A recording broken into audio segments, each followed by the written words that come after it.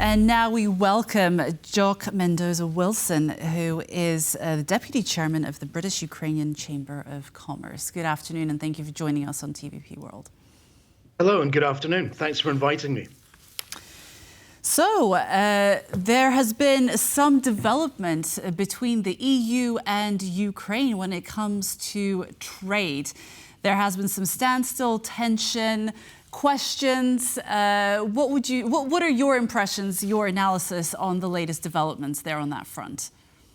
Well, I think the agreement that was made yesterday with the Parliamentary Committee, the European Council and the Commission should put in place a new tariff-free quota for Ukraine for the next year.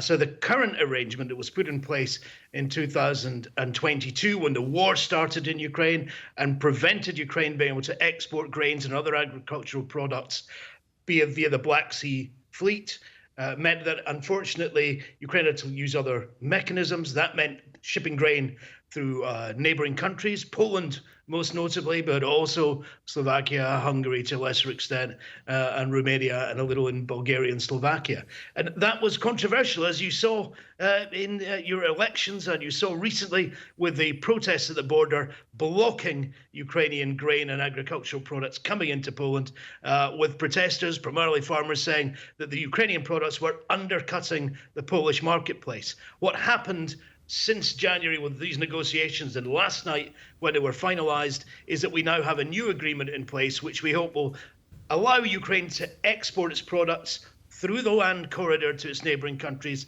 but at the same time protect the interests of the farming communities in neighboring countries like Poland and Romania. So it should be a step forward, but it does come with some snags.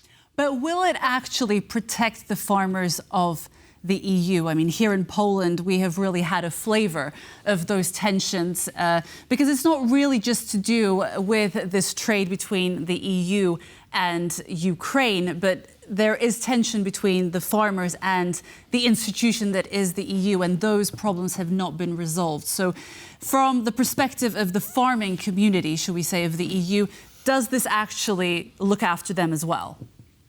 I think if you spoke to farmers, and actually in the United Kingdom, I come from a farming area, they would always say that things could be better. But really, it does give them protection, improved protection from where we went before. Two major factors of the change here. Firstly, there's going to be put in place a close monitoring of the volumes of goods traveling through European countries from Ukraine, and a mechanism which will allow the European Union to immediately suspend tariff-free travel of goods if volumes are breached and are seen to undermine local marketplaces, which is what the farmers have been protesting about what they say is dumping of Ukrainian products, driving down their average price per ton that they can achieve from their production. So that is a mechanism there is in place, and that mechanism can be triggered not in 21 days as was previous, but now in 14. So it's a fast response mechanism. And the third aspect of this is that they've redone the base. So the previous base of average exports per tons per month was based on 2022 and 2023. They've extended that average to go to 2021, the first half of 2021. That means that the average volumes are reduced before increased tariffs can apply to Ukrainian imports. That's bad news for Ukraine, but it's good news for European farmers. It's anticipated that change will cost Ukraine at least 330 million euros in law states. Okay. Yeah, it seems like it's kind of a middle road, because if we look in 22 to 23, the exports just to Poland brought a loss of 1.5 billion euros to Polish farmers. If we look at 23, then the actual, because the ban was put in place, the embargo, the number was reduced to pre-war levels.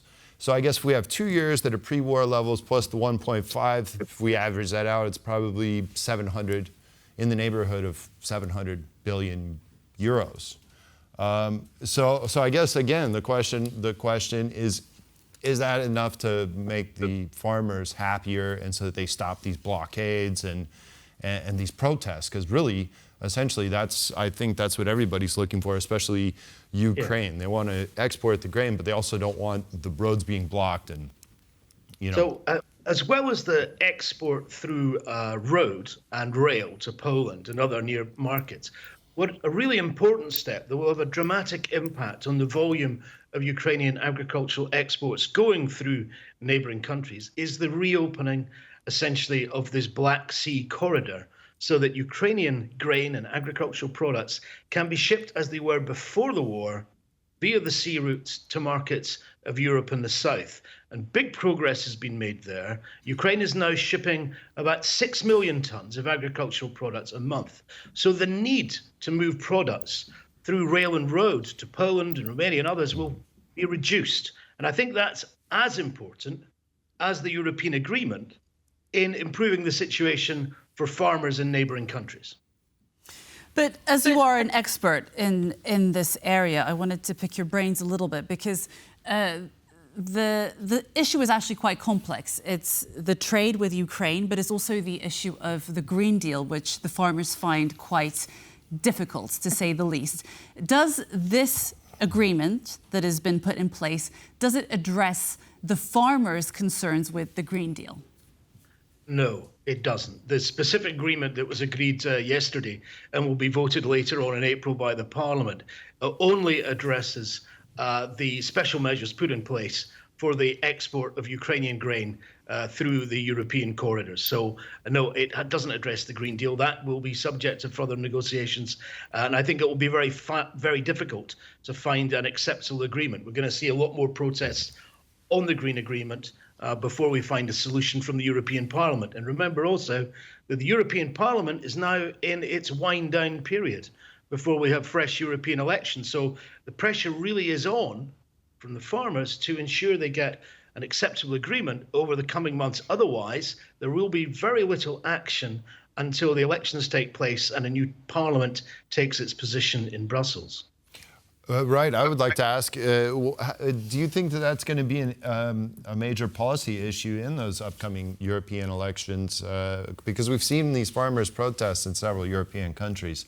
So do you think the Green Deal is going to take kind of join the center stage in the list of issues there? I think that what we're seeing is a reappraisal, not just from farmers, but from businesses, about what does the Green Deal mean? The environment in which the Green Deal was structured is different from the economic environment that we find ourselves in now.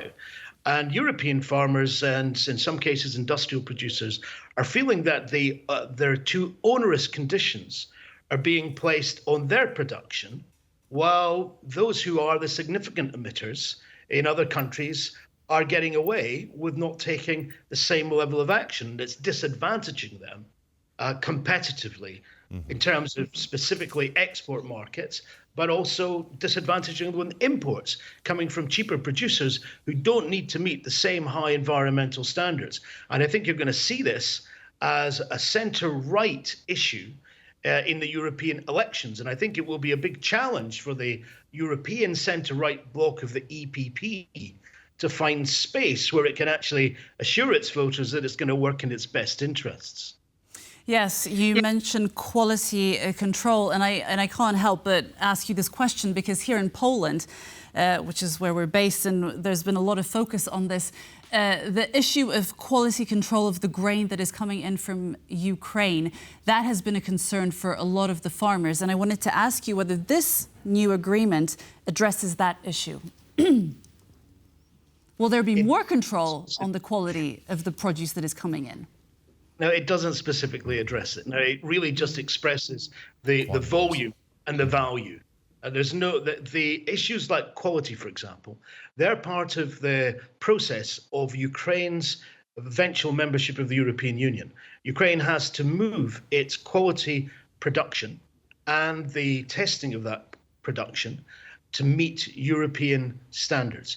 And that's a long transition period. Now, although we haven't touched on it, the really big issue that we see here, because of these farmers' protests, is what is a long-term issue. And the long-term issue is, how does the European Union and the European Union's farming community absorb the powerhouse that is Ukraine's agricultural sector?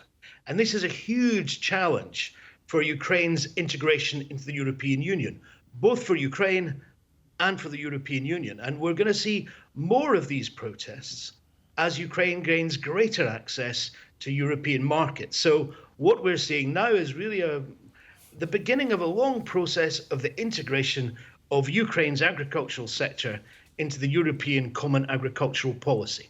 And that will be challenging for all parties.